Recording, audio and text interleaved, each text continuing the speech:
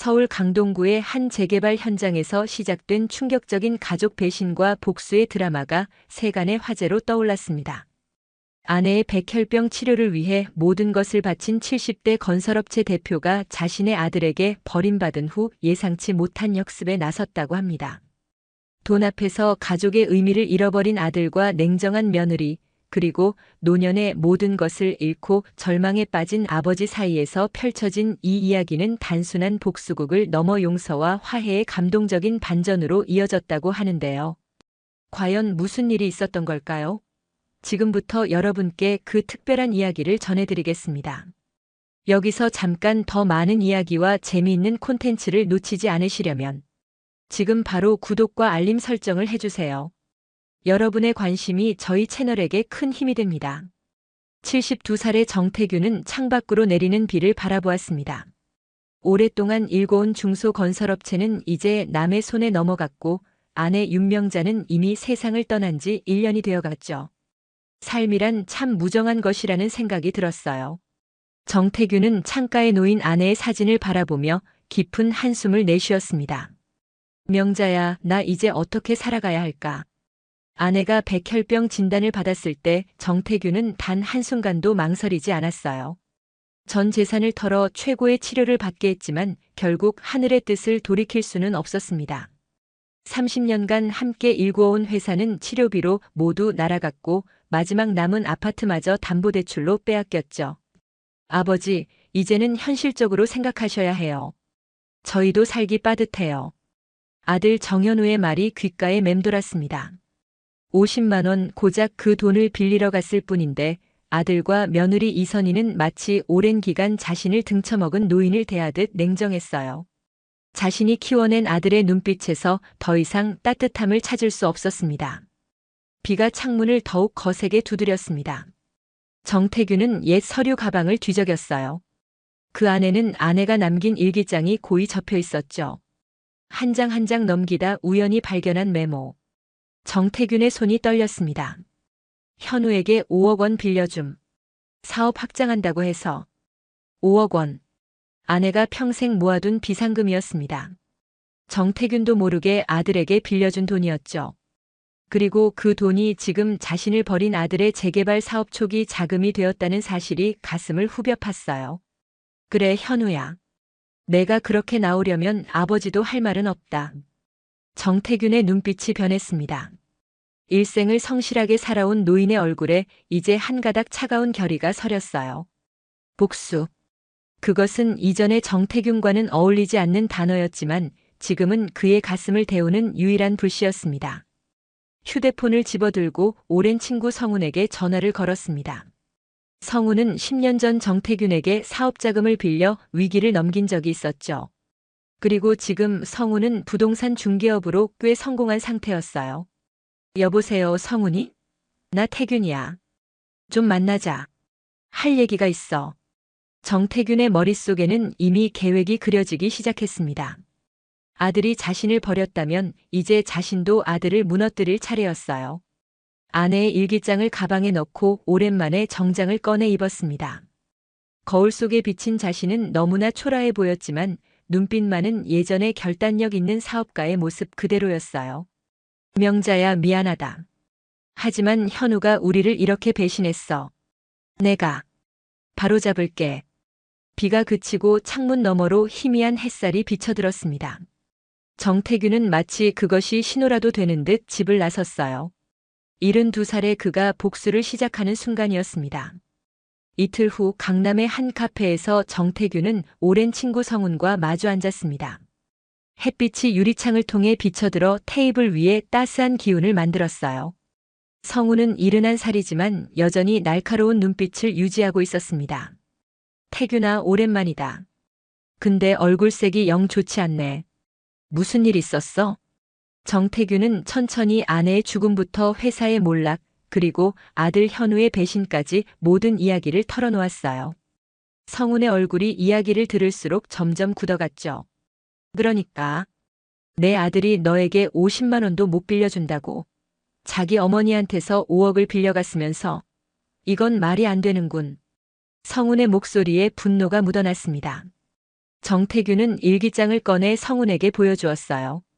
거기엔 명자가 현우에게 돈을 빌려주고 적어놓은 날짜와 금액이 선명했죠.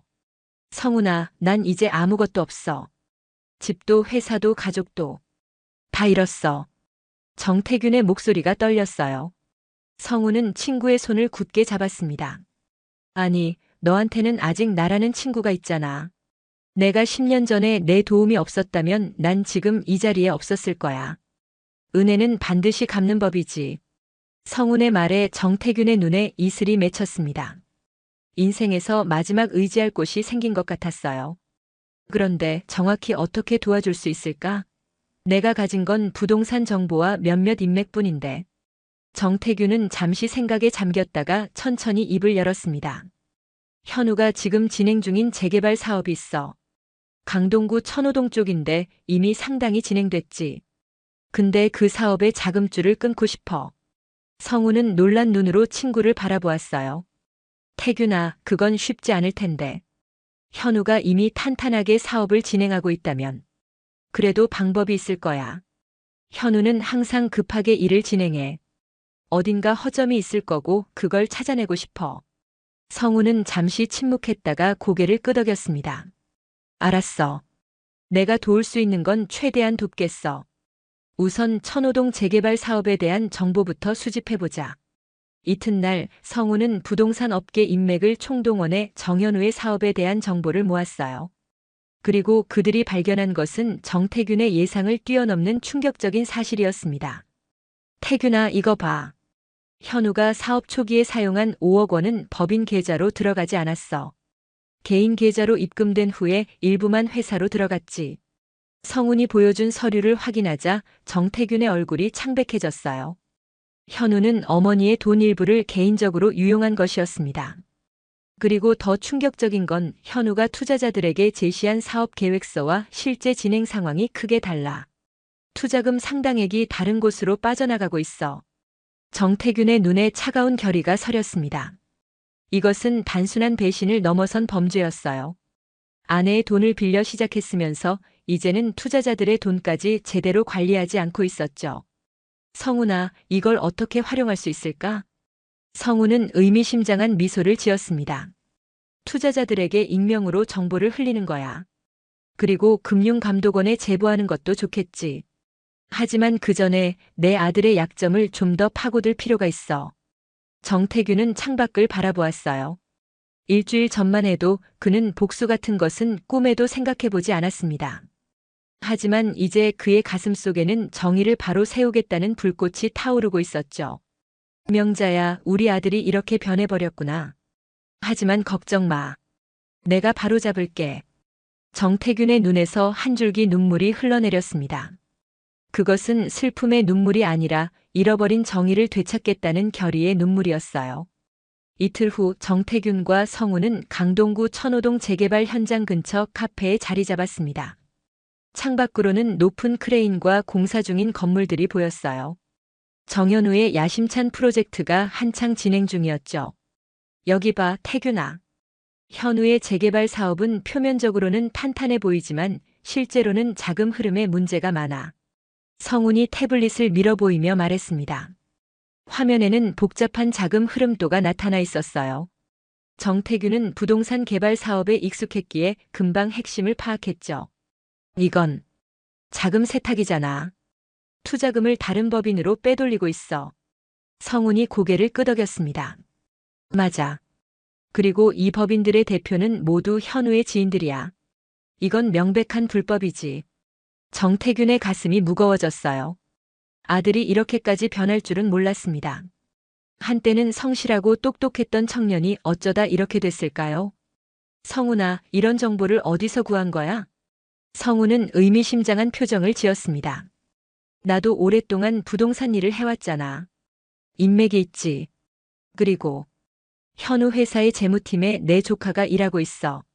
그 친구가 양심의 가책을 느끼고 정보를 흘렸어. 정태균은 잠시 생각에 잠겼습니다. 복수를 결심했지만 아들을 완전히 파멸시키고 싶진 않았어요. 그저 잘못을 깨닫게 하고 싶었죠. 어떻게 하면 좋을까? 경찰에 신고하면 현우는 감옥에 갈 수도 있어. 성훈이 정태균의 어깨를 토닥였습니다. 그건 너무 극단적이야. 우선 투자자들에게 정보를 흘려서 압박을 주는 게 어떨까? 현우가 자금 회수 압박을 받으면 당황할 테고 그때 내가 나타나서. 정태균의 눈빛이 흔들렸습니다. 그래도 현우는 자신의 아들이었어요. 하지만 바로 그 아들이 자신과 아내를 배신했다는 생각이 들자 마음이 다시 단단해졌죠. 좋아, 그렇게 하자. 투자자들에게 익명으로 정보를 흘려. 성우는 카페를 나서며 전화를 걸기 시작했습니다. 정태균은 창밖 공사 현장을 바라보았어요. 30년간 건설업에 몸담았던 그는 저 현장의 모든 것이 익숙했죠. 크레인의 움직임, 작업자들의 동선, 자재의 배치까지. 갑자기 정태균의 눈에 무언가가 들어왔습니다. 현장에서 나오는 정현우의 모습이었어요.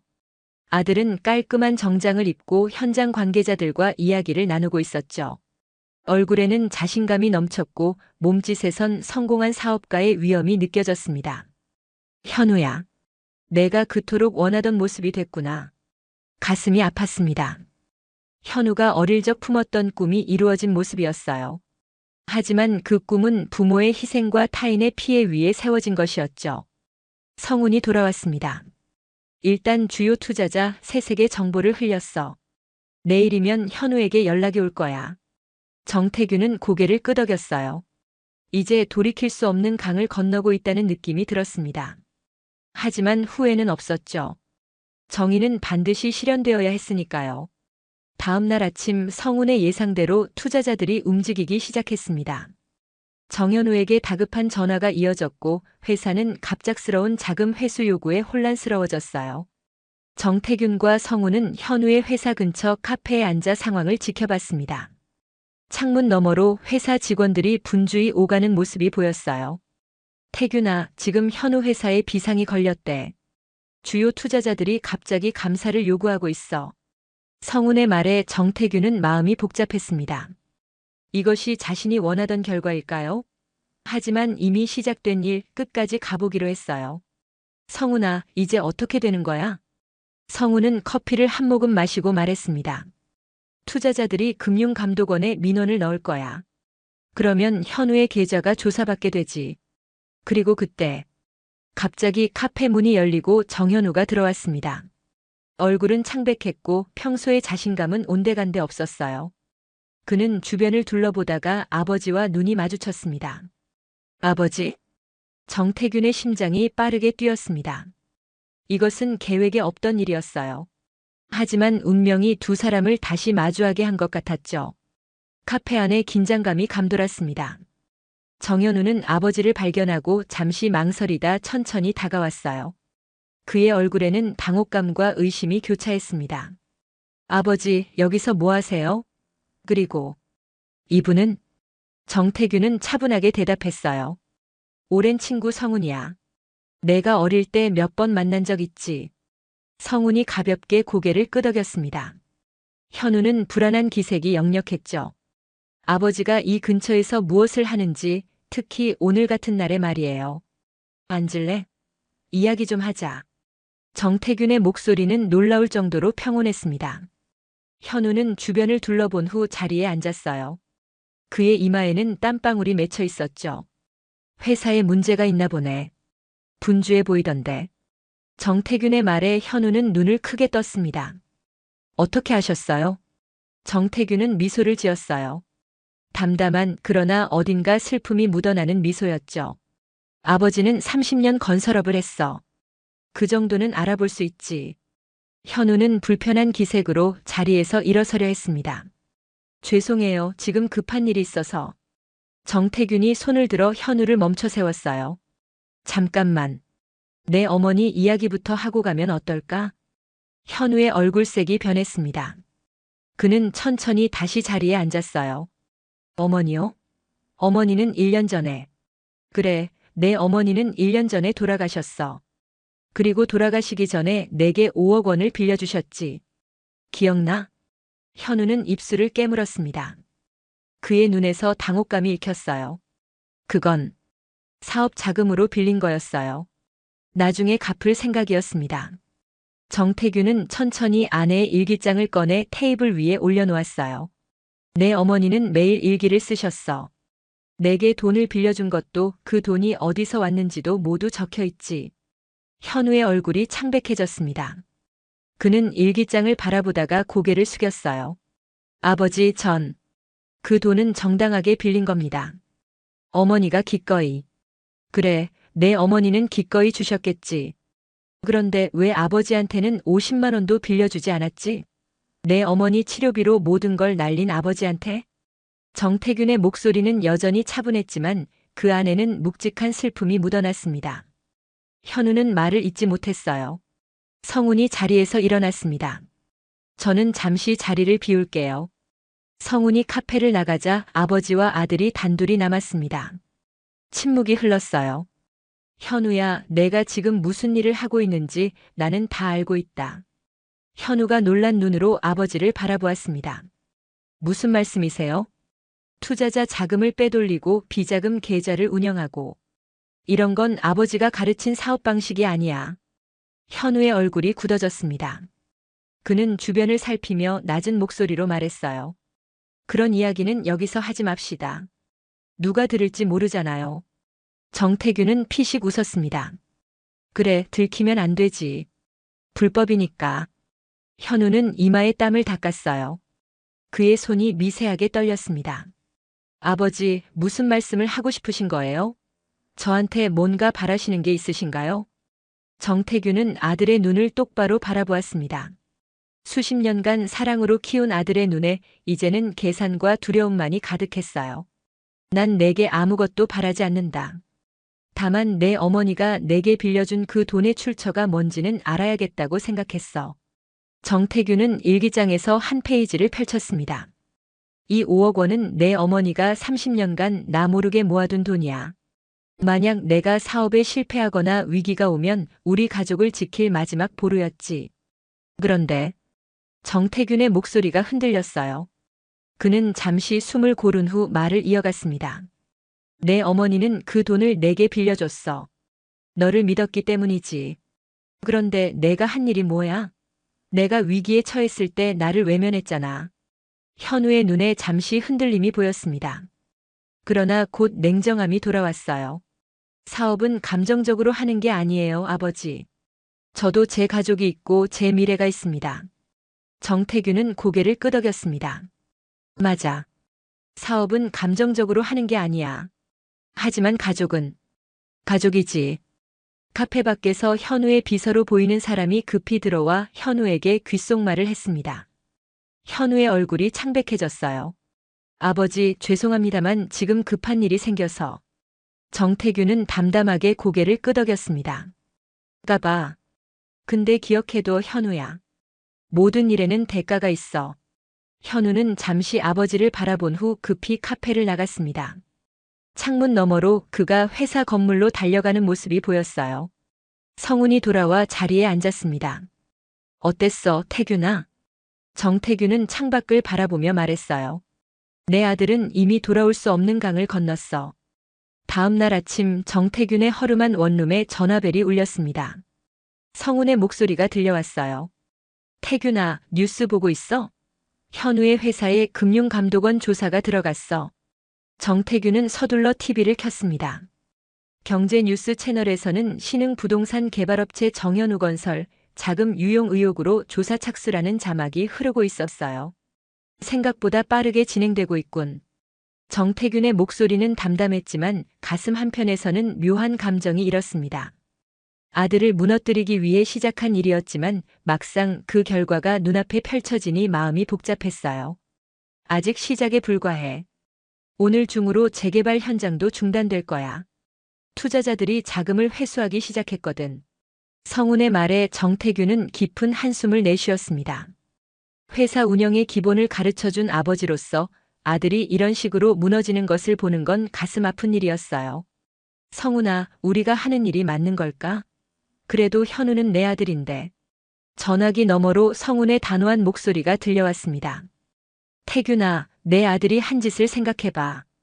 부모님의 희생으로 성공했으면서 부모님이 어려울 때 외면했잖아. 그리고 지금 하는 사업도 불법으로 얼룩져 있고. 이건 단순한 복수가 아니라 정의야. 정태규는 벽에 걸린 아내와 함께 찍은 사진을 바라보았습니다. 명자의 환한 미소가 그를 바라보고 있었어요. 그래, 내 말이 맞아. 이건 현우를 위한 일이기도 해. 지금 멈추지 않으면 더 큰 범죄로 이어질 테니까. 오전 11시 정태규는 현우의 회사 앞 카페에 다시 자리 잡았습니다. 창밖으로는 분주한 움직임이 보였어요.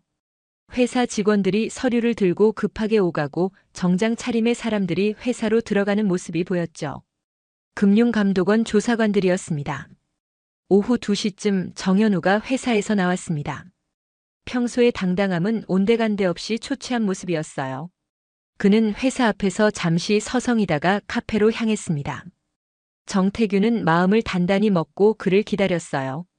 현우는 카페에 들어서자마자 정태균을 발견했습니다. 그의 눈이 커졌어요. 한참을 망설이다가 천천히 다가왔죠. 아버지, 혹시 이 일이? 정태균은 담담하게 대답했습니다. 그래, 내가 한 일이야. 현우의 얼굴이 분노로 일그러졌어요. 그는 주변을 살피며 낮은 목소리로 말했습니다.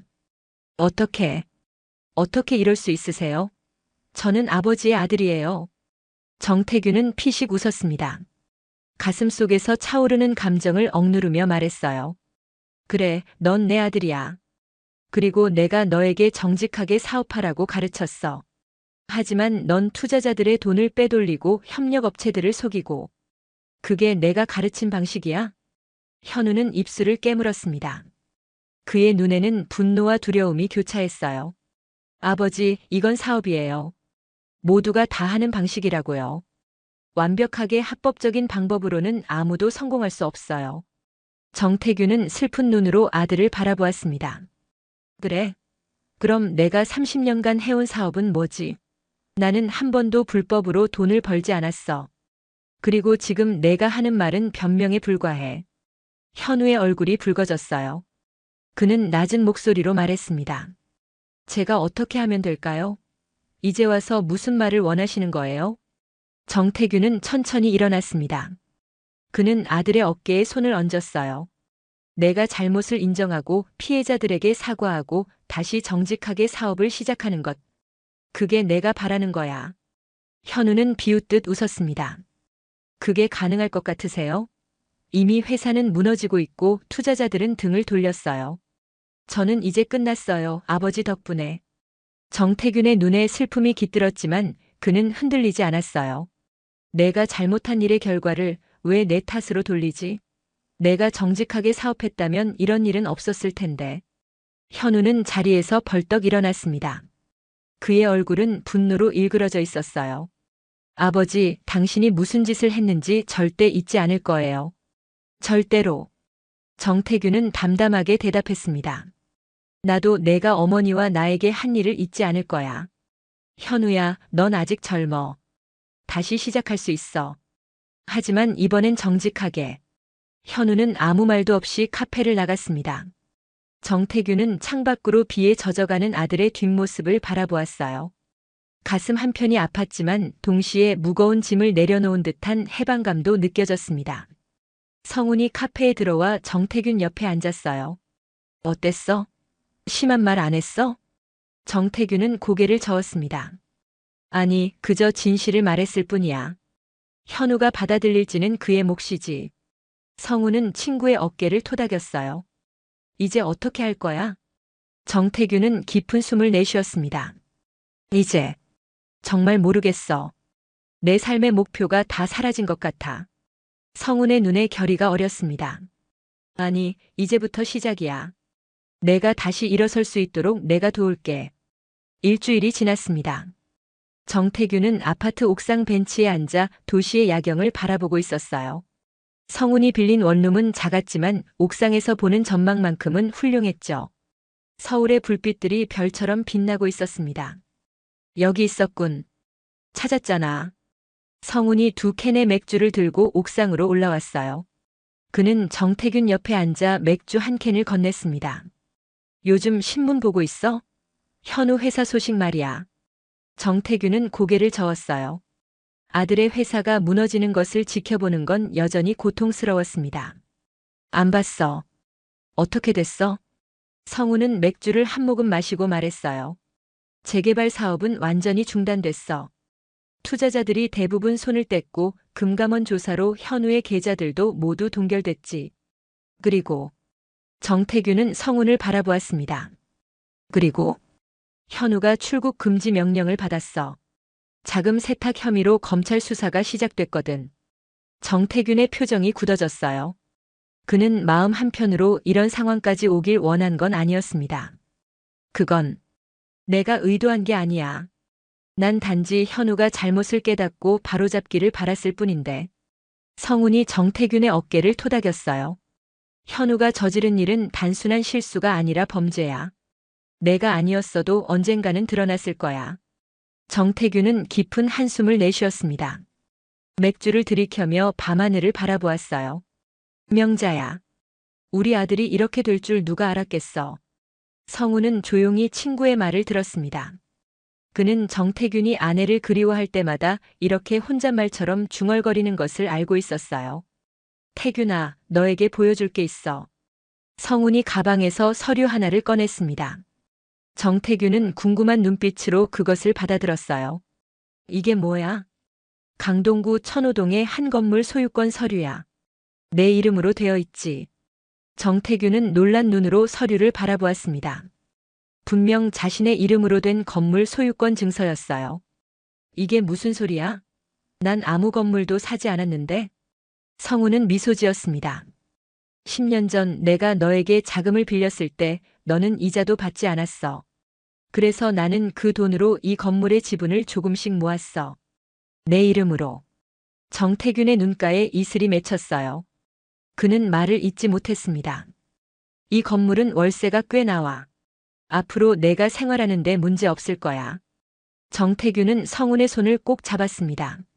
목이 메어 쉽게 말이 나오지 않았어요. 성운아. 고마워. 정말 고마워. 두 노인은 밤하늘 아래 앉아 맥주를 마시며 오랜 시간 이야기를 나누었습니다.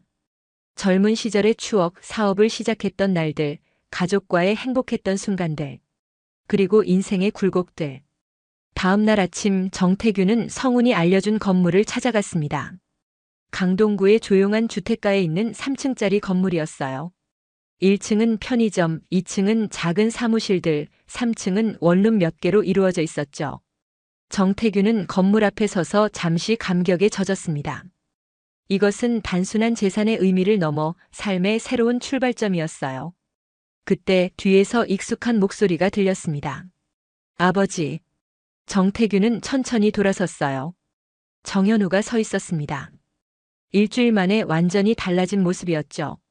깔끔한 정장 대신 헐렁한 청바지와 티셔츠를 입고 있었고 눈 밑에는 다크서클이 짙게 내려앉아 있었습니다. 현우야. 현우는 고개를 숙인 채 말했어요. 아버지, 제가 잘못했습니다. 정태균의 심장이 빠르게 뛰었습니다. 그는 천천히 아들에게 다가갔어요. 현우야, 내가 여기 어떻게?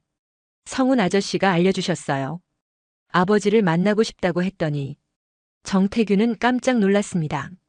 성운이 현우와 연락했다는 사실을 몰랐어요. 아버지, 저 모든 걸 잃었습니다. 회사, 재산, 명예. 그리고 가장 중요한 부모님의 신뢰까지.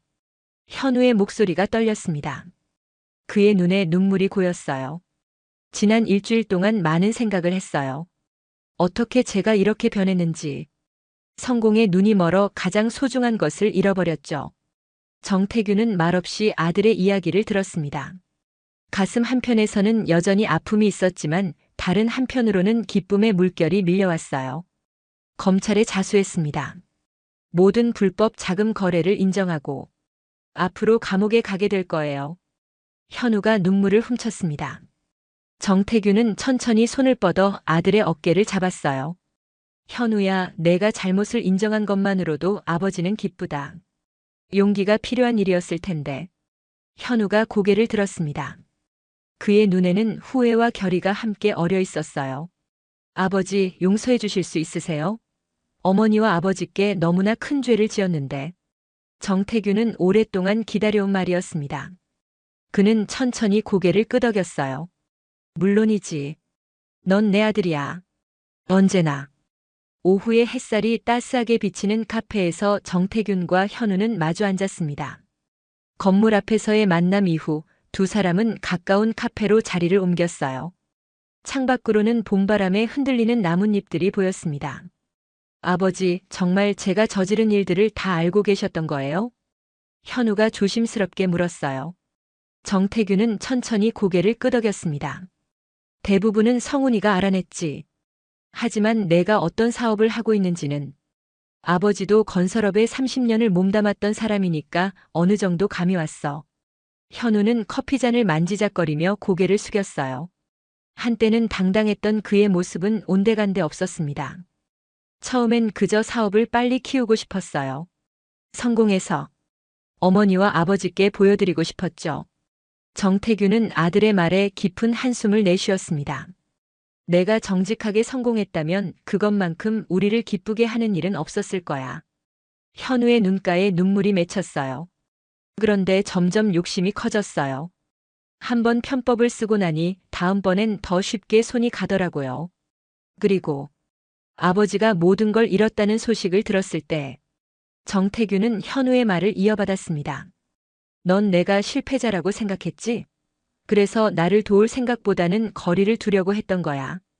현우는 고개를 들어 아버지의 눈을 마주 보았어요. 그의 눈에는 부끄러움이 가득했습니다. 네. 솔직히 그랬어요.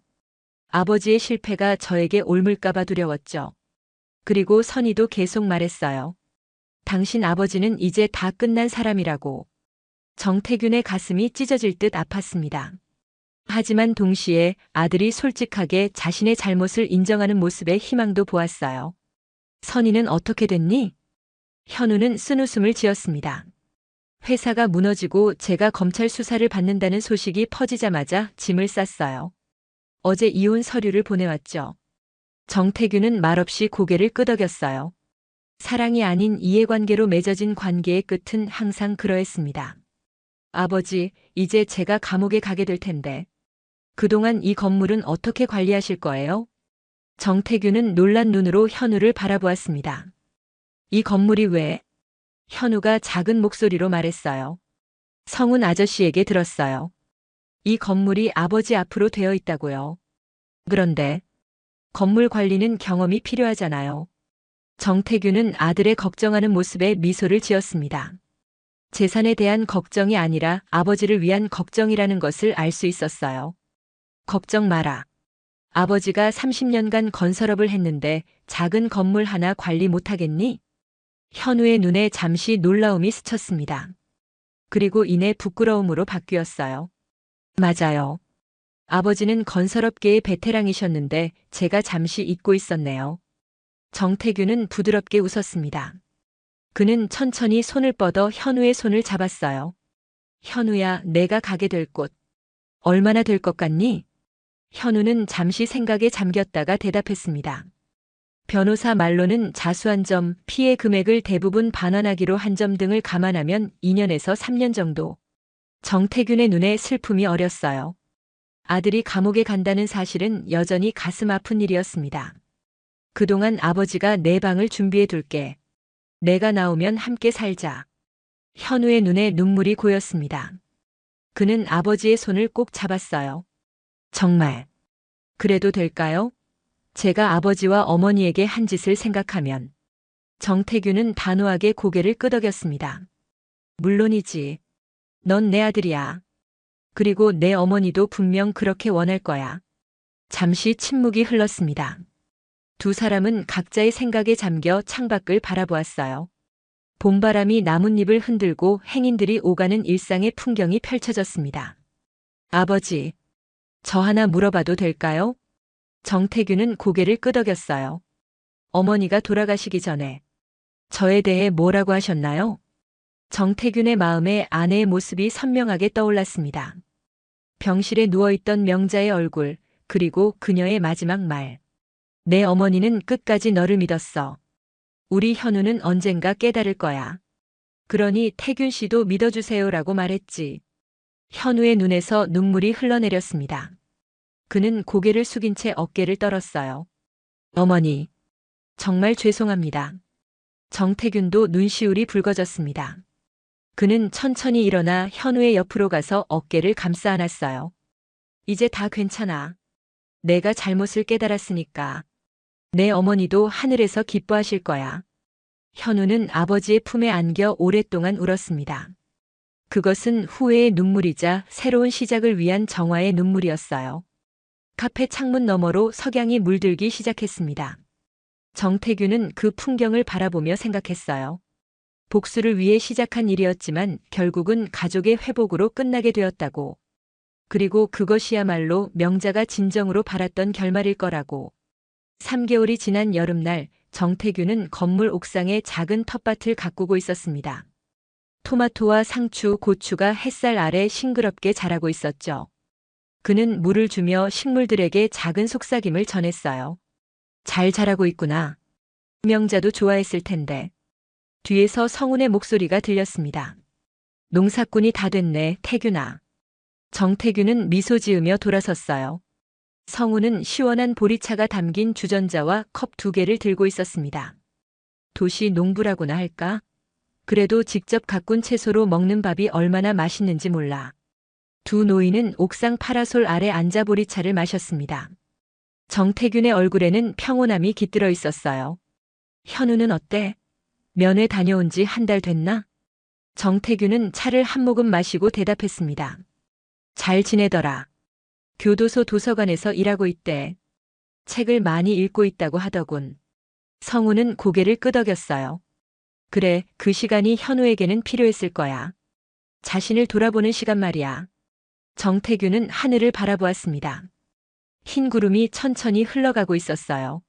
성훈아, 가끔 내가 너무 가혹했던 건 아닐까 생각이 들어. 현우를 저렇게 만든 게. 성훈이 정태균의 말을 잘랐습니다. 태균아, 그건 내 잘못이 아니야. 현우가 스스로 선택한 길이었어. 그리고 지금 그가 바른 길로 돌아온 것도 결국은 내가 그를 바로잡아준 덕분이지. 정태균은 깊은 생각에 잠겼다가 고개를 끄덕였어요. 그런지도 모르겠다. 아무튼 2년 후면 현우가 출소한대. 그때까지 좋은 환경을 만들어 놓고 싶어. 성훈이 정태균의 어깨를 토닥였습니다. 그래, 나도 도울게. 그런데 태균아, 너 요즘 달라진 것 같아. 정태균이 궁금한 눈빛으로 성훈을 바라보았어요. 뭐가? 얼굴에 생기가 돌아왔어. 그리고 자신감도 되찾은 것 같고. 정태균은 피식 웃었습니다. 성훈의 말이 맞았어요. 아내를 잃고 회사를 잃고 아들에게 배신당했을 때는 삶의 의미를 잃은 것 같았지만 지금은 달랐습니다. 그래, 요즘은 살맛이 나는 것 같아. 이 건물 관리하는 것도 재미있고 입주자들과 소통하는 것도 즐겁고.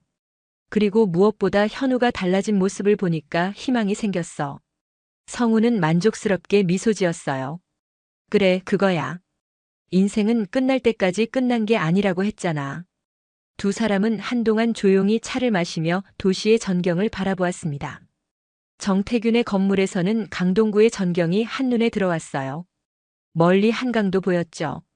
태균아, 얼마 전에 현우가 나한테 편지를 보냈어. 정태균이 놀란 눈으로 성훈을 바라보았습니다. 현우가? 무슨 내용이었어? 성훈은 주머니에서 편지 한 장을 꺼내 정태균에게 건넸어요. 내가 직접 읽어봐. 정태균은 떨리는 손으로 편지를 펼쳤습니다. 현우의 정갈한 글씨체가 보였어요. 성훈 아저씨께 아저씨의 도움으로 아버지와 화해할 수 있게 되어 정말 감사합니다. 제가 감옥에 있는 동안 부탁이 하나 있습니다. 아버지께서 제 걱정으로 건강을 해치지 않도록 살펴봐 주세요. 그리고 제가 출소하면 아버지와 함께 정직한 사업을 시작하고 싶습니다. 저의 잘못된 길을 바로 잡아주신 아버지께 진정한 아들이 되고 싶습니다. 정현우 올림. 정태균의 눈가에 이슬이 맺혔습니다. 그는 천천히 편지를 접어 가슴에 품었어요. 내 아들이 돌아왔구나. 성우는 깊이 고개를 끄덕였습니다. 그래, 내 아들이 돌아왔어. 그리고 이건 모두 내 덕분이야. 정태균은 하늘을 바라보았어요. 파란 하늘 위로 새들이 자유롭게 날아다니고 있었습니다. 명자야, 보고 있지? 우리 현우가. 우리 아들이 돌아왔어. 바람이 불어와 정태균의 머리카락을 살짝 흔들었습니다. 마치 누군가가 쓰다듬어 주는 것 같은 느낌이었어요. 성훈이 자리에서 일어났습니다. 자, 이제 내려가자. 오늘 저녁은 내가 쏠게. 현우가 돌아온 것을 축하하는 의미로. 정태균도 일어났어요. 그의 얼굴에는 오랜만에 환한 웃음이 피어올랐습니다. 고맙다, 성훈아. 내가 아니었으면 난 여전히 복수심에 사로잡혀 있었을 거야. 성훈은 정태균의 어깨를 두드렸습니다. 아니야, 넌 원래 착한 사람이야. 그저 잠시 길을 잃었을 뿐이지. 두 사람은 천천히 옥상을 내려갔습니다. 정태균은 마지막으로 뒤돌아 텃밭을 바라보았어요. 그곳에는 새 생명들이 싱그럽게 자라고 있었습니다. 마치 그의 인생처럼 다시 시작되고 있었죠. 건물 1층에 도착하자 편의점 주인이 정태균에게 반갑게 인사했습니다. 건물주님 안녕하세요. 오늘도 날씨가 좋네요. 정태균은 미소로 답했어요. 이제 그는 단순한 건물주가 아니라 이 작은 공동체의 일원이 되어 있었습니다. 네, 정말 좋은 날이에요. 오늘 특별히 더 좋은 날이 될 것 같습니다. 성훈과 함께 거리로 나서는 정태균의 걸음걸이는 가볍고 힘이 넘쳤습니다. 72살의 나이에도 불구하고 그의 앞에는 새로운 인생이 펼쳐져 있었어요. 명자야, 걱정 마. 이제 우리 가족은 다시 하나가 될 거야. 저녁 노을이 도시를 붉게 물들이기 시작했습니다.